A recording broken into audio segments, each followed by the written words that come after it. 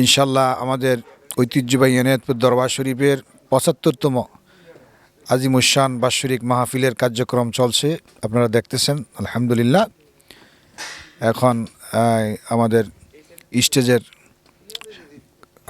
ইভেন্টের কাজ চলছে আলহামদুলিল্লাহ। তো আগামীকাল প্রথম দিন বৃহস্পতিবার 15ই জানুয়ারি বাদ মাগরিব থেকে আলহামদুলিল্লাহ আমাদের বর্তমান দরবার শরীফের গদিনিসীন পীর সাহেব হজরতুল আল্লাম মাওলানা আবু নসর শাহ মোহাম্মদ গোলাম গৌস আল কাদেরী আশরাফি দামাত বরকতুল আলিয়া মাগরিবের নামাজের পরে ইনশাল্লাহ তালিমের মাধ্যমে মাহফিলের কার্যক্রম প্রথম দিনের কার্যক্রম শুরু হবে।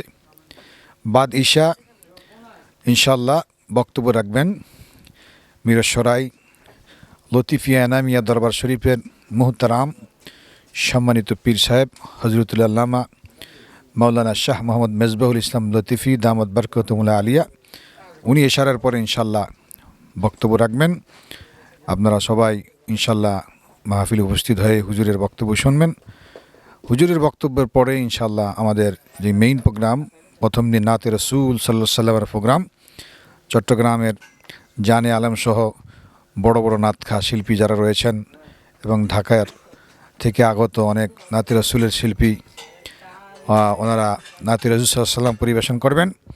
ইনশাল্লাহ প্রত্যেকের দাওয়াত থাকলো নাতে রসুল সাল্লাল্লাহু আলাইহি ওয়াসাল্লামের মাহফিলে উপস্থিত হওয়ার জন্য। ইনশাল্লাহ ওনাদের নাতে রসুল শুনে আপনাদের প্রাণ ভরে যাবে এবং নবীর এশক মোহাব্বত অন্তরের মধ্যে আরও বহুগুণে পয়দা হবে ইনশাআল্লাহ।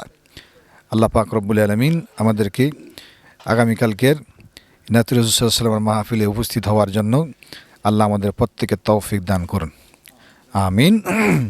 আসসালামু আলাইকুম ওয়া রাহমাতুল্লাহি ওয়া বারাকাতুহু।